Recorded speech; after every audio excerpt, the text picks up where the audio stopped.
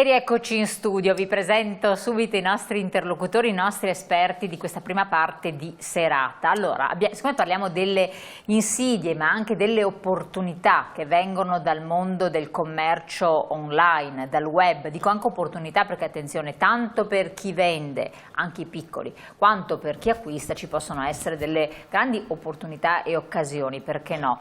Non sempre, non necessariamente di guadagnare di più o di risparmiare, comunque senza dubbio delle comodità, ma bisogna conoscere questi strumenti, bisogna saperli utilizzare e bisogna che ci siano anche delle tutele e delle vie di fuga, vie di uscita corrette naturalmente quando si commettono degli errori, soprattutto per quel che riguarda i consumatori. Un lavoro molto importante è stato svolto dalla Camera di Commercio di Padova, che ha attivato un progetto in collaborazione con associazioni di consumatori, noi qui abbiamo in modo particolare con Federconsumatori e ADOC Veneto.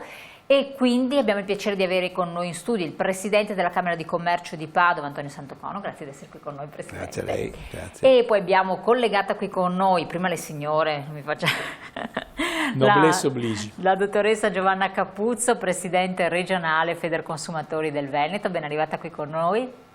Grazie, buonasera. E qui in studio abbiamo invece Sergio Taurino, che è il Presidente regionale ADOC Veneto. Ben ritornato Presidente anche a lei.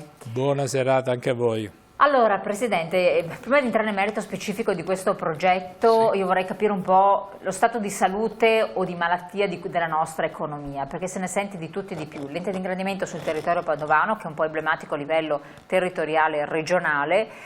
E che prospettive vedete? Perché abbiamo in questo momento dei segnali strani, controversi, che spaventano anche le categorie, poi lei lo sa benissimo. Beh, innanzitutto posso confermare che già anche i dati del secondo semestre, in qualche modo non soltanto della nostra provincia ma anche dell'intera regione, quindi possiamo dire anche del nord-est, confermano una crescita della produttività pari a circa il 40% rispetto allo stesso periodo pre-pandemia. 40%? 40%, così come abbiamo una crescita anche delle esportazioni di quasi il 60%, sempre con riferimento allo stesso periodo pre-pandemia.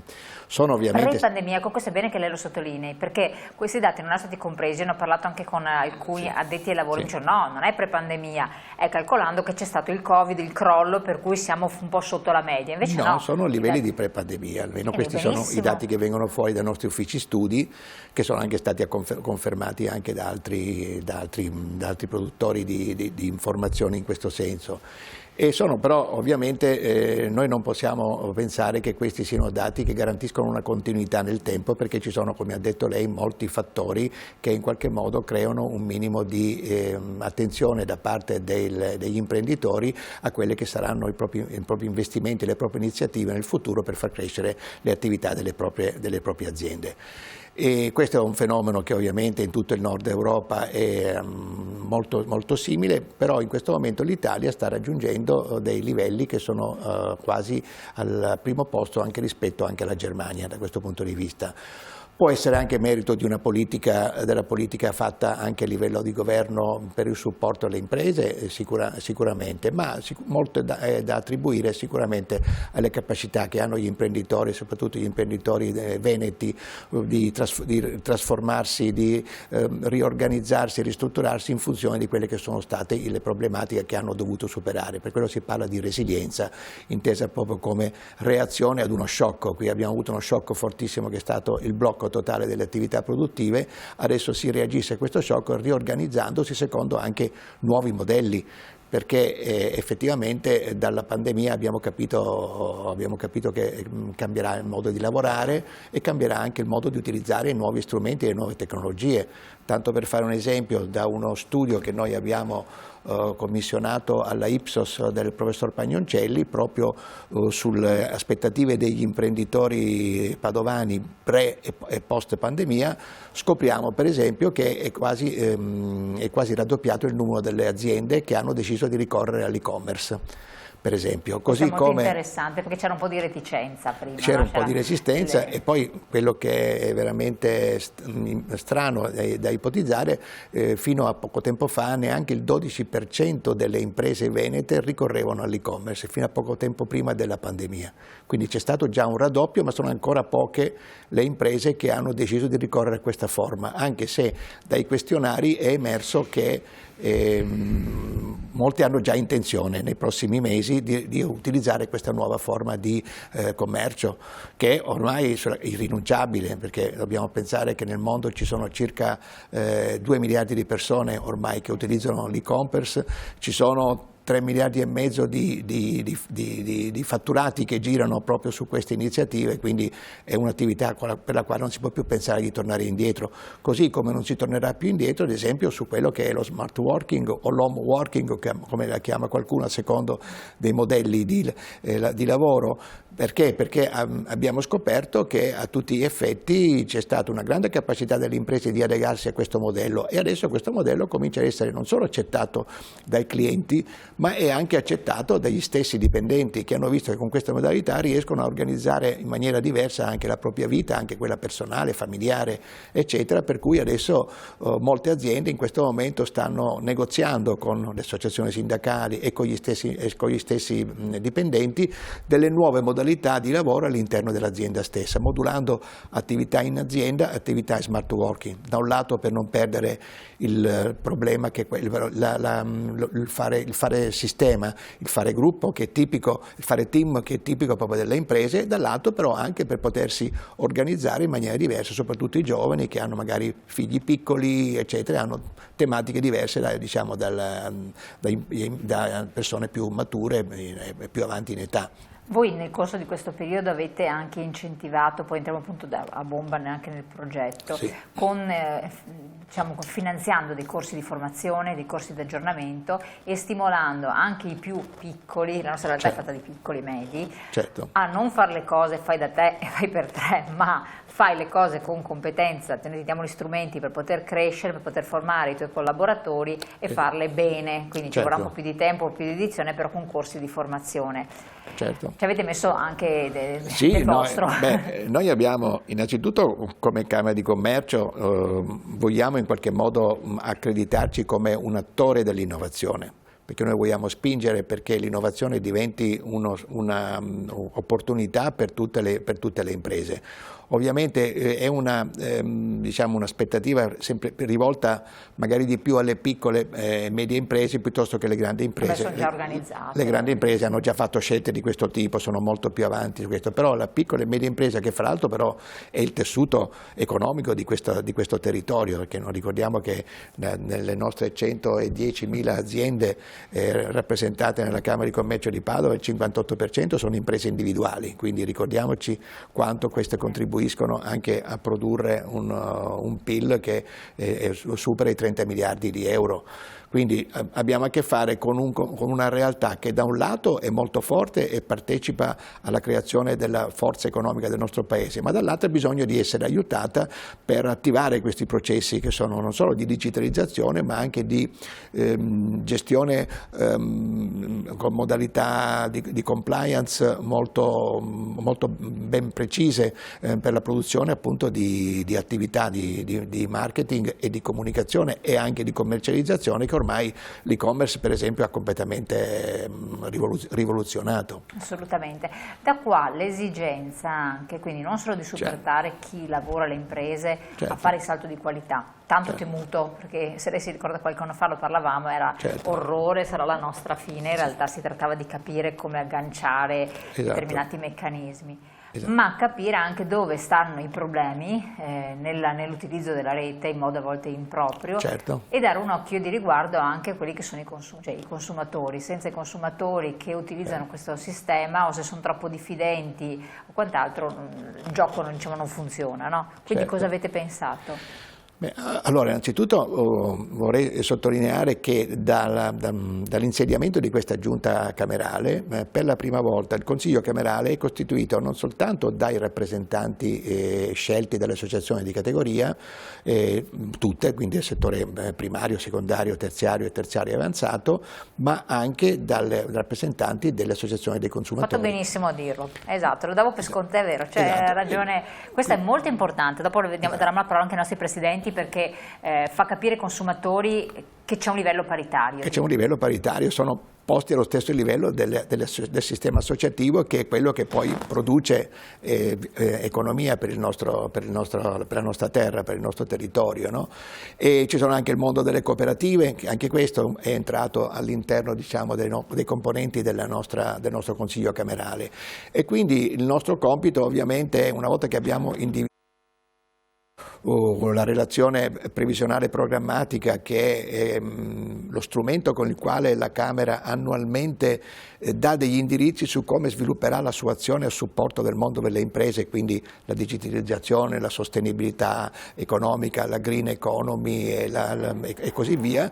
Ci sono proprio delle iniziative che vengono anche stimolate dallo stesso mondo associativo. Come questa? Come questa, in questo caso appunto stimolate dall'Associazione dei Consumatori, che è quella appunto di, da un lato, stimolare le piccole aziende, ma anche il singolo privato all'utilizzo di questi strumenti nuovi, soprattutto nell'e-commerce, ma dall'altro anche di metterlo in guardia su quelli che sono i rischi che ci sono da questo punto di vista, perché, come ha detto lei, qualcuno ancora adesso pensa che fare un sito web sia una cosa facilissima, perché ti scarichi qualche applicazione da internet, la paghi 500 euro e con quello ti costruisci un sito. Sì, può servire magari però a livelli assolutamente medio-bassi, ma se qualcuno vuole utilizzare il proprio sito web non soltanto come uno strumento di comunicazione, ma come uno strumento di lavoro e quindi di commercializzazione, ha bisogno che questo abbia dei requisiti specifici e quindi corrisponda a quelle che sono alcune aspettative da parte del fornitore e dell'utente, certo, che ha bisogno di avere velocità, che ha bisogno di avere chiarezza, che ha bisogno di avere pulizia e soprattutto che ha bisogno di avere certezze. Dall'altra parte ci sono delle regole, per esempio, perché se uno all'interno del suo e-commerce ci sono delle regole che sono legate all'amministrazione contabile e finanziaria della propria azienda, che vanno rispettate, e per quello queste regole, diciamo, vanno seguite con una certa attenzione, perché quando vengono seguite con una certa attenzione si presta anche importanza anche al rischio del ricorso a queste tecnologie, che è appunto quello di cui ha parlato lei, quindi il rischio della frode informatica, il rischio in qualche modo della sostituzione di identità da parte del singolo utente o cittadino, e quindi l'obiettivo è quello di informare in maniera chiara questi utenti di queste che sono da un lato delle opportunità, dall'altro le attenzioni che bisogna mettere per evitare poi di rincorrere in danni che a volte possono essere veramente catastrofici, sia per una piccola azienda sia per un singolo imprenditore, professionista, eccetera. Lei ha detto due cose importanti, tutte queste cose dopo le rigiriamo anche alle associazioni dei consumatori, perché sono cardine: certezze e regole. Esattamente. Molte aziende bypassano e considerano obsoleto il sito internet, che in realtà è il biglietto da visita di serietà e di certezza, perché uno vuole avere informazioni su un'azienda, su una realtà societaria, va su internet e dovrebbe trovare tutto. Questi benedetti siti non vengono aggiornati, sono appunto obsoleti, sono qualcosa di fatiscente, per quel che si può definire fatiscente, oppure fatti veramente male. Sì. E l'immagine che ne viene per il fornitore, per un cliente serio, attento, ne abbiamo avuto molte segnalazioni da questo punto di vista dei consumatori, sono di qualcosa di così aleatorio. Ci sono, non ci sono, tutto viene mandato sui social sostanzialmente, dove sembra che là si svolgano gli aggiornamenti, le ricerche, quando i social non mi danno nessuna certezza, nessuna credibilità, attendibilità, dove le regole certe non esistono. E anche gli aggiornamenti, tutto rimandato sui social.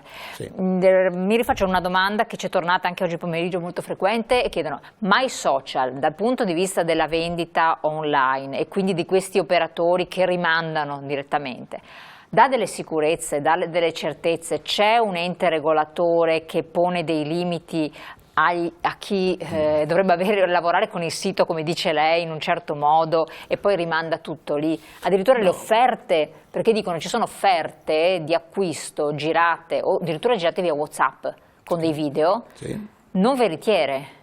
Cioè, assolutamente, ma il tema è lo stesso, sia che parliamo di sito web, sia che parliamo di social, il tema è quello della serietà di chi utilizza questi strumenti, perché possiamo, per esempio, moltissime case automobilistiche utilizzano i social e non è che le case automobilistiche siano da considerare delle realtà poco serie. Però poi hanno il sito che insomma ha fatto la casa madre. Hanno il sito e poi utilizzano i social come uno strumento di commercializzazione, di diffusione delle informazioni, di comunicazione, eccetera. Quindi anche lì le regole ci sono e vanno rispettate, però diciamo che in un certo senso è lo stesso consumatore che a un certo punto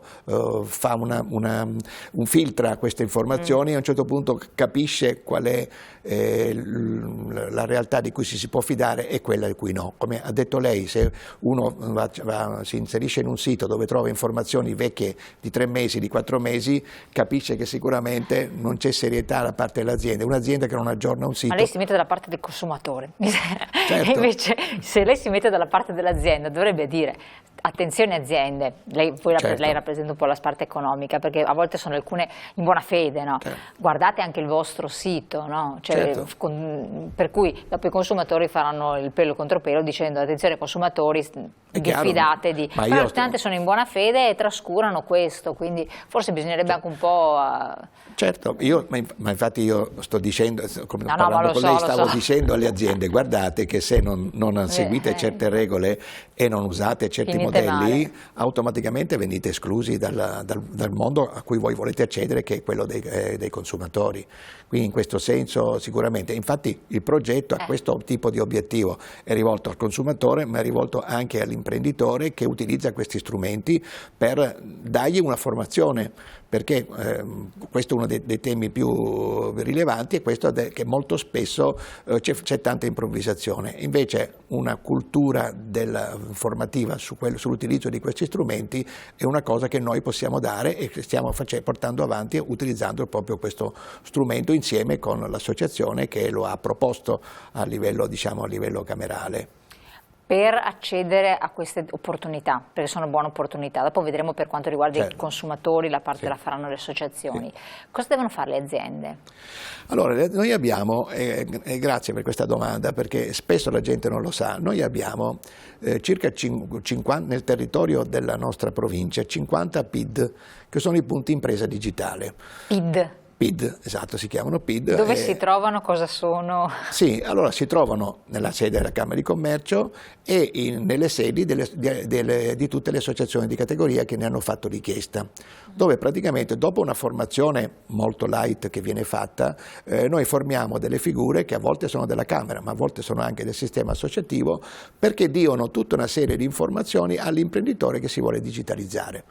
Quindi si rivolgono a questo imprenditore, si rivolgono a questo sportello, e questa è una cosa che esiste già da qualche anno, ma adesso soprattutto durante la pandemia hanno avuto un'esplosione da un punto di vista delle richieste da parte degli imprenditori. Quindi si recano presso questi punti impresa e pongono quesiti di vario genere, da chi dice che soldi ci sono, dove trovo i finanziamenti per digitalizzarmi, a chi invece domanda dove trovo qualcuno che mi insegni come utilizzare l'e-commerce, eccetera. E noi ovviamente, senza individuare delle imprese, perché sennò faremmo concorrenza ai nostri stessi associati, noi andiamo a indicare questi modelli, quindi che ci sono per esempio delle provvidenze sia da parte della Camera di Commercio stessa o da parte della Regione o da parte anche a livello nazionale per avere i contributi in questo senso, oppure li indirizziamo anche presso alcuni istituti di credito che hanno delle linee di credito ad hoc proprio per finanziare questo tipo di attività, oppure ci chiedono ad esempio se siamo in grado di fornire risorse, c'è persone che possono assumere perché a volte cercano anche questo e così via. Nel chiedere del PID. Sì, questo si chiama PID, Perfetto. Punto Impresa Digitale. Basta andare sul sito della Camera e si trovano tutte queste informazioni. Il sito della Camera di Commercio che è aggiornatissimo invece, ho guardato. Meno male. Infatti, questo sì. Allora, grazie Presidente. Cari telespettatori, questa è un'informazione molto importante perché poche persone guardano i siti istituzionali, invece è bene accedere, guardare, ci sono tantissimi progetti, ci sono opportunità, ci sono soluzioni. Per parlare di soluzioni e strategie lo facciamo con l'associazione consumatori dopo la pubblicità, quindi tra poco.